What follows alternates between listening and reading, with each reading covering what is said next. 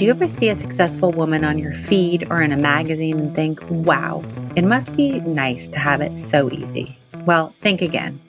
Behind that glossy cover or smiling face is a ton of hard work, countless failures, and endless learning experiences. I'm Rebecca Minkoff, and I'm here to tell you that success isn't a walk in the park. It takes grit, resilience, and a willingness to take risks. That's why I created Superwomen, a podcast that peels back the varnish and gets into the nitty-gritty of what it takes to make it as a woman in today's world.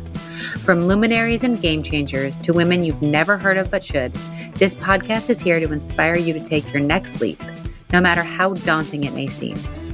We'll explore the sacrifices these women have made, the highs and lows they've experienced, and the lessons they've learned along the way. So if you're ready to be inspired and learn from some of the most successful women out there, join me on Superwomen. Together, we'll uncover the stories behind the successes and prove that with hard work, determination, and a little bit of luck, anything is possible.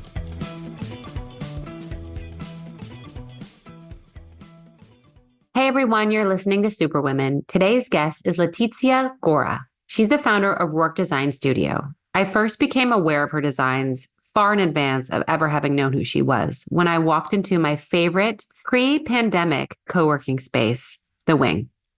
Laetitia had put her stamp all over that place. In fact, I loved it so much that I made my bathroom a carbon copy of the bathroom at said Wing. Cut to a couple of years later, she emailed me in, and I was so excited to understand her process from going from a jewelry designer to an interior designer, how she scaled the company, and what was the catalyst that drove her to quit her day job, take a chance, and explore and soar in the world of interior design. Take a listen. Laetitia, welcome to the podcast. Thank you so much for having me. I'm so excited to be here. I have to share, when I saw the inbound email and it said that you designed the Wing, I was like, well, my bathroom was inspired by the bathroom. So I live in the same building as the Dumbo one. Oh, I love it. And so I have a terrazzo bathroom. Nice. And I was like, I was like, we need to copy this bathroom exactly. So thank you for that. Of course. My husband might hate you a little bit for, he's like, why is all of our bathrooms are pink with terrazzo? We had to step away from the pink at the end. But I know. It was, yes. It had a good run. It did have a very good run, you know, for that, sure. that whole era, that pink era was great. So what I found fascinating about your story is you were a jewelry designer before you ever got into interior. So I'd love for you to start there. It was Roarke, New York. Yes. What type of jewelry? Yeah, definitely. I'll start just a little bit pre-jewelry just to give context of how I got into that. So my first job in New York was as an assistant buyer at Bergdorf Goodman. And I was going into the office every day, sitting in a cubicle, pounding spreadsheets out and not really loving sort of the commute to the office and the cubicles and just the whole sort of office. So it wasn't the glamorous thing that people think being a buyer is. Exactly. Not at all. And, you had to be at your desk from 8 to 7. Oops, sorry. That's fine. Lots of clinking, lots of jewelry. I still haven't lost that touch. So we had to be in the office every day from, 9 to 7 or whatever it was, even if there wasn't a ton going on. And these young jewelry designers were coming in and selling us jewelry for 5F. And I would hear their stories like, oh, I went to Mexico and made this necklace. And they're selling it, at Bergdorf for $700. And I was like, wait a second, I want to do that. I don't want to do this. And I started a jewelry line of these hand-beaded scarf necklaces that were made in India. And I started it in 2009. So I was at Bergdorf for about 4 years before that. It was sort of my start to to being an entrepreneur. I left, my 9 to 5. I left a steady paycheck, and it was incredibly nerve-wracking. That was sort of my first foray into entrepreneurship. And then from there, sort of right place, right time landed me as an interior designer. And I can kind of dive into what that sort of looked like. So I had my first child in I always get it backwards because her birthday's 10, 16, 14. I always think she was born in 2016, but she was born in 2014. She's 9 years old now. So I had my first child. and realized that I kind of wanted to get out of fashion, but didn't really know what that looked like, how I was going to do that, what my next step was. It was a bit. And where were things at with the business? Like, were you happy with what you had achieved? You were selling in wholesale and. I was very happy with what I had achieved. We were selling wholesale. We were doing trunk shows. It's very funny. I became very big in Japan. So we went to Japan. It's always a nice thing when you become big in Japan. It was amazing. It was so cool. I got sent over there. I'd never been before. I was pregnant with her. And we did trunk shows in United Arrows and Tomorrowland and a few other stores, which was very, very sort of eye-opening and an amazing experience. Not amazing being in Japan pregnant because, with my first child, with my second one, I probably would have eaten the sushi, but I ate a lot of soba noodles and tempura, which was, just as delicious. And so Roarke, New York, when Colette was about 2 years old, I was still doing it, traveling all over the place, doing trade shows in Paris twice a year, doing trade shows here.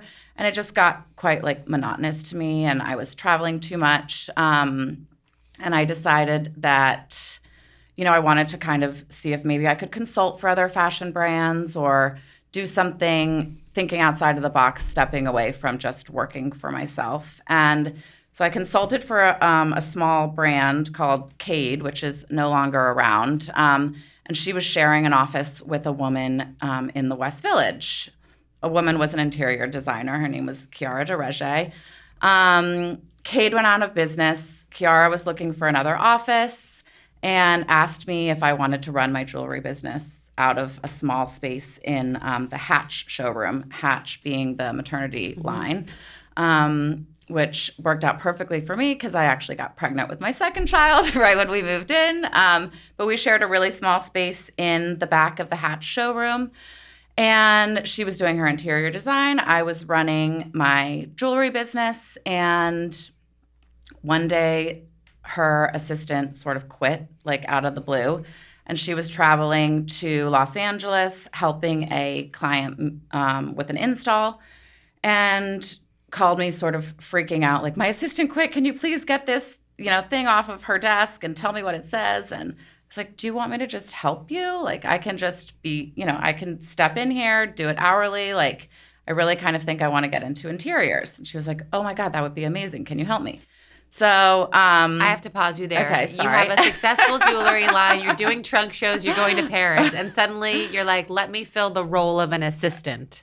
We never hear people wanting to take a step back these days. Yes. Everything is beneath everybody. Yes. So what in that moment made you go, okay, I don't care that I'm going to be her assistant or take a step back? Or for me, it was that, this opportunity opened itself to me and allowed me to try something new. And I was sort of at this phase with this jewelry line where I had been kind of getting sick of doing it for a minute. And I really wanted to try something new, and you have to start at the bottom. That's something I've always learned and always known. Both my parents were entrepreneurs, and you start at the bottom. That's how you learn anything. And, you roll up your sleeves, you get your hands dirty. That's how you understand how businesses are run and how different industries work. And for me, it wasn't rocket science. I was placing orders it was the same sort of thing, just for furniture as opposed to for jewelry. And I was still doing my business and helping her, so it wasn't a full-time job. And you got to start somewhere. So it was. I don't look at it as a step back. I look at it as definitely a step forward because it opened my eyes to interiors. And I remember sitting in the Hatch showroom and Audrey Gelman and Lauren Casson walked in, who are the founders of the wing, to go over a concept with Chiara and Hillary Koifman, who were the two designers of the first wing. And, I sort of heard them whispering, and it was all very hush-hush and secret at the time. And I saw this amazing rendering that they had done, and I sort of peeking my head over oh, that looks really cool. And I remember thinking in that moment, oh, wait, I want to be part of that. That sounds so cool and so interesting. And, as they grew very quickly, Kiara asked me to help, do some of the assistant work with her for a few of the original spaces. Dumbo being one of them, DC being one of them, the Wing Soho, helping with that one a little bit. So that's sort of where it all started. And then Audrey and Lauren raised a bunch of money for the Wing, and they were expanding like crazy. And they asked me if I wanted to come and help, design the spaces in-house for them. And I couldn't really say no. And so I decided to say goodbye to Roarke, New York, and go work in-house for them at the Wing. So before we started recording, you shared that you had no experience. You didn't know how to read an architectural drawing.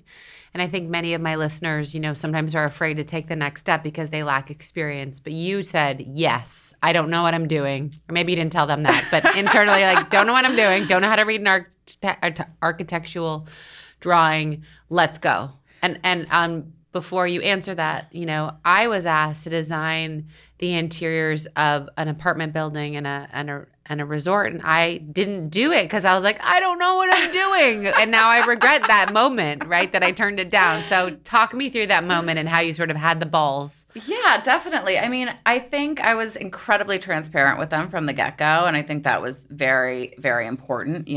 I told them both, I do not have any experience in interior design, and they were like, it doesn't matter. Like, you have a really good work ethic. You work really hard. You have really good taste. You've been through this, cycle a few times now, building them out. Like, you'll figure it out.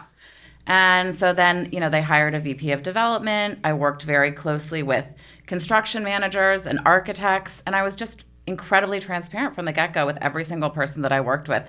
And everyone was incredibly patient with me and walked me through exactly what I was looking at. And I spent a lot of time on my off time, sort of like studying it and making sure that, what I was looking at made sense to me. And if I had any questions, asking people. But, they put a lot of faith in me. And I'm so, so grateful that, they gave me that opportunity, because it really, really changed the course of my career and my life, for sure. Right. So, now it's like, it's what you do. Yeah. So sadly, the Wing is no longer. Apparently, women can make mistakes and not recover from them. But Adam from WeWork can keep raising money, and it's okay. So crazy. I love the Wing. I stand by it. It was, for me, like the first space that I could go to and be proud to be in and feel a community of women. And so I think, obviously, the interior design had so much to do with that. Again, and I think credit to you for creating all those incredible spaces. Thank you so much. Yeah, I mean, it was such a collaborative process, working with the internal design team, working with Audrey and Lauren, who just also had such a very clear vision of what they wanted the spaces to be. And then as we were growing them and expanding, we really used each space to gather learnings about how the members were using them, what spaces were they using within the clubs, what was a hit, what wasn't a hit, and, using that to grow. And one big takeaway for me working there was, design was such a big part of it. And we were designing for paying members, right? So the design had to lure people into the spaces, and they had to be comfortable, they had to be inspired. I'm a Libra, so lots of balance happening in my life all the time, and I think about everything from a balance perspective. And here it was really, balance of functionality with inspiration, and how are we giving everybody everything that they want all at once so that they keep coming back. Yeah. And no, it was it was just so forward thinking in terms of spaces that you could go in the morning, you could spend your whole entire day there. You could go to a really interesting event. There was so much about community that was involved with those spaces, and it was just a great learning experience. And we grew so incredibly quickly. I was there 3 years. We built out 11 10,000 square foot spaces over the course of the 3 years that I was there. One being in London, which was 5 levels, which was so fun because each level got its own personality, which was really super fun to design. And yeah, it was a crazy 3 years. I was traveling like a nut. My kids were, at that point, like 1 and 3, 2 and 4. How did you deal with that? I have a really lovely husband. And childcare. But emotionally, it was very hard. It was really tough. Leaving your kids, I would leave on a Sunday night flight to London that left at 11 o'clock, so that I could put them to bed before I left for the airport. And then I'd get home on a Wednesday and they would be, mad at me until Friday that I had left them. And that cycle just kind of continued. But now that they're a little bit older, they don't remember that. But Right. I think if they had been a little bit older at the time, I try to ingrain in them that, mommy likes working and it's important that mommy works hard. And they get that at this point. But at 2 and 4, maybe not so much. Right. They're just like, where's my comfort person? Totally. And my husband was always really supportive and, pushing me to not feel bad and to just, keep trugging along. And yeah, I never not feel bad. It doesn't go away. Yeah, I think it's tough, but no, I have a funny memory of sitting watching, I think it was a Sunday, watching football, and my husband's best friend was over, and I looked at him and I was like, so I'm going to tell you this in front of Jared, but I have to go to London every 3 weeks for the next 2 months, or not 2 months, 3 months. And he was like, what? So, just having a nice support system is very important as a working mom. And, working at the Wing, it was 5 days a week in the office, 9 to 7 or whatever your hours were. And that was hard. We moved out to the suburbs in, when was it? 2017. And I was commuting every day, getting on the 8 o'clock train and home on the 7 o'clock train. And so being away from the kids was tough in that regard. So, the pandemic was horrible in many ways, but I feel like a silver lining for me personally was definitely having more time with my girls and figuring out that sort of work-life balance, because definitely wasn't balanced, before. And I feel like there's a really interesting, breakthrough happening of, work-life balance and hybrid work, that's going on right now. So it's fun to be part of that conversation with, companies. Yeah. No, when I think back, I was thinking about it yesterday. I used to get home at 6:45 every night, and then I pushed my kids' bedtime to 9:30 just so I could be with them. Because I never saw them otherwise, and I'm like, oh my God, I'm done working now at 5:15, and I'm home, because we have a hybrid, and it's just like the difference of quality time is a game changer. So I am grateful for that silver lining. Yes, definitely. So you put them to bed at 9:30 and then they're little grumps in the morning. They haven't been grumpy. I mean, I'll say this, when they went to school in the city and they had to be up at 7, they were definitely grumps, but now their school starts at 9, so we have an 8:15 week wake up, and everyone is very happy with that. I'm very jealous. I need to move to Florida maybe.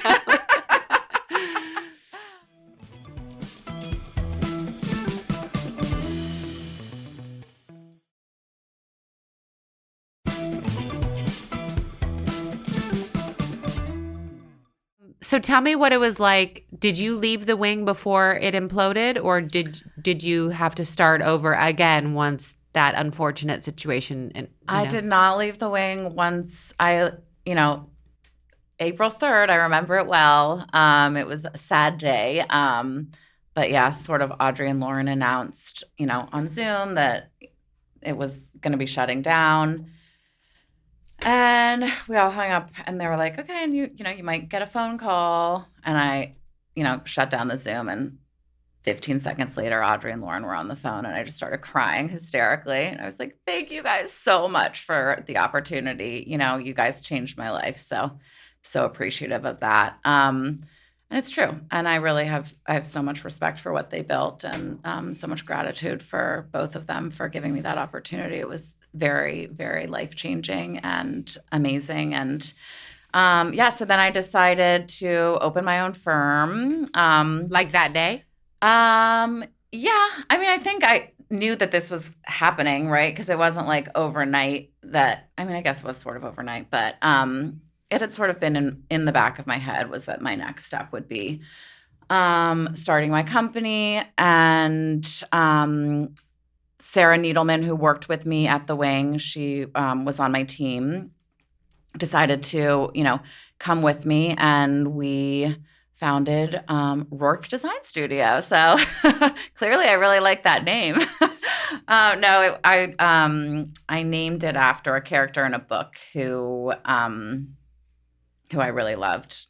And he sort of went against the norms of society. And I feel like that sticks true to what I was trying to do with my jewelry and what I'm trying to do with my interior design. So, so we started it, and then did the phone start ringing immediately, or how did you even get your first client after definitely that? Didn't start ringing immediately. But I did understand the importance of kind of, getting a website up and having somewhere that people could, look and see our portfolio. And, the greatest thing about working at the wing was in such a short period of time, I had a portfolio of 11 spaces that I could share. And, the first thing that every client at the beginning sort of said was, well, I really don't want it to be so pink. It's like, that's not that was very much the brand, very much the aesthetic of the wing. That wasn't, necessarily my personal taste. Not that I don't love the color pink, but so our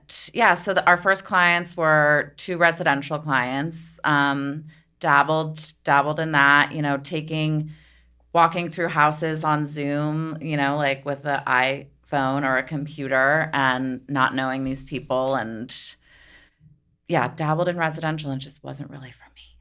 Because let's go into that. You mentioned earlier you're getting in the middle of a marriage. Yeah, it was just the middle of a marriage. The wife wants one thing, the husband doesn't want it, then I have to be the one who's sort of telling them to get it or not, and then it arrives, and the husband doesn't like it, and then they need to return it. It's just like, make up your mind already. Oh my God, I've been there. In my personal design, like of my house and stuff, I'm a big believer that like everything is going to fall into place. I think in life in general, I'm a big believer that, everything happens for a reason and everything will fall into place. But yeah, in my house, I'll buy like a random chair one day, having no idea where it's going to go, and it will miraculously find a perfect corner. So, yeah. But it's hard to explain that to people when they're like, well, I don't know you. I don't know anything about you. You're going to tell me to buy this, X amount of money chair, and how am I going to trust that it's going to go with what else we're picking? And, so yeah, that wasn't really for me. Okay. And then there was a couple other ones who just like had no budget, which was is totally fine. But then why are you hiring an interior designer? Right. Or like, a $2 million apartment, and they're like, can you furnish it for $30,000? And I'm like, furnish what? The whole apartment? And like, how much money do you think you want to pay me with that too? Like, yeah, it's sort of crazy. So, decided. So then there was kind of a resurgence of the wing. The wing got half bought by a company called IWG, which is International Workspace Group. And they came in, and Lauren called me, and she said, we need to de-pinkify the wings. Can you help us? Can your firm help us? And so they hired me as a consultant, and I went in and de-pinkified a couple of the wings for them. So we did Chicago and Soho and LA. And I did that for a few months, and then it was like, kaput's done. We're really done this time. So they fully went under. So they were one of my first clients. And then we started getting more commercial clients, and a lot of it's through referrals, which is great. We've been working with a few agencies, creating, their office spaces. A lot of companies are having trouble, having their employees come back into the office. And we had an amazing article come out in the New York Times about how we, design thinking of employees as members, because that was really a huge takeaway. I love that idea. From the wing. And, how are we helping them want to be in the spaces that, they're working in all day. we came from, pandemic work where you had sweatpants on the bottom and, a nice shirt on the top, and you're sitting on your couch. And I think it was all fine and dandy for a little while, but there is really something to be said about, the spontaneous collaboration that happens when you're in a physical space with people. Totally. And that doesn't happen over the phone or over Zoom. And just collaboration in general. I think it's so important to be in the same physical space. So So what are you working on, or I guess what's next for you that we're excites working you? on some really fun projects right now. We have one in the Cayman Islands, which isn't so bad. We get to go down to the sunshine every few weeks, which is awesome. And there we are creating a space, a co-working-esque space for a venture capital firm who's trying to bring potential clients to have a home base down in the Caymans. So that's really fun. And we're working with some real estate developers to help them transform empty office space into, alluring office space. So taking an empty white box and, throwing some paint up, having some comfortable seating moments, strewn throughout a sea of desks. The one that we're working on right now is actually 160,000 square feet. And Holy shit. Walking into it, I'm like, oh my God, this is 16 wings next to each other. Like LA, San Francisco, Chicago. I look at this space and I'm just like, whoa, okay. But that's fun and that's a challenge. And, I really love a challenge. So I like to be, I like to be challenged. So it's a fun one. So you strike me as someone who, at least on the surface, has sailed through these scary moments, like, diving into something you didn't do, going in-house with no experience, designing 160,000 square foot spaces. What does scare you? Oh man, so many things scare me. I think as a small business owner, the peaks and valleys are really hard to manage and deal with. Either we're really, really, really crazy busy one moment, and the next moment it's like, oh my God, we're not going to be able to pay our employees, or whatever it is. But that's hard for me to still to this day to manage. And then in terms of being really scared, I don't know that from a business perspective, I'm super scared of anything because, like I said, I believe that you sort of manifest your own destiny, and that like everything happens the way that it should. And if you work really hard, it's going to pay off. If you treat people really well, it's going to pay off. I had one experience when I started Roarke, New York, that I was thinking about the other night because I was thinking about our conversation, and it was sort of something that molded the way that I approach work. And I had just started this line, and we were putting garment tags in the back of our scarf necklaces. And I had a big order that I think I was shipping to Bendel's or something like that, or Shop Op or one of those. And it was my first big order, and the tags weren't made in time. And I called the manufacturer, on 38th Street or wherever he is, 3G Trimming. That was who it was. I don't know if you ever 3G used that. trimmings, yes. And I called and I started yelling, and I was like, how are these not done? I need these for my client. And I was such a bitch, and it was horrible. And I went in the next day and I brought them donuts, and I was like, I am so sorry that I treated you like that. Yeah. I just need to come up with a solution. Like, I need these tags to be in this order, because if I ship them without tags, no one's going to see who made them. Right. It's just a random piece of fabric. And I sat with him for like 2 hours, and he's on the phone with China figuring it out. And I was like so apologetic. But it was this moment where I remember thinking or realizing, being mean and being disrespectful is going to get you absolutely nowhere. Yeah. Of course, it's the golden rule that we teach our children, right? Like, treat people the way that you want to be treated. But I think just it really made me realize, and I think, in interior design and construction, like, nothing is ever going to work 100% the way that you want it to. It's just doesn't. Like something always is going to go wrong. You have to go into every situation understanding that like maybe something won't ship in time, or maybe, you know, something's going to happen that's not supposed to happen. And so I just try to, from the get-go, nip it in the bud and try to come up with solutions and do it like really respectfully with everybody that I work with. I've worked with other people who treat, you know, subcontractors horribly, and It all comes back to you. It all comes back to you, and it's yucky. And I don't want to, you know, I treat everyone who works for me, you know, one downfall of mine is I think, like, want to be best friends with everybody too. I learned that lesson the hard way. Yes. So yeah, still learning that one. Yes. Yes. I now put up guardrails. Like, this person is not your best friend. Yes. Newsflash. And they will leave you at some point and it'll be over. Thank you so much for being on today. Yes, of course. Thank you so much for having me. Is there anything I didn't ask you that you wanted to share?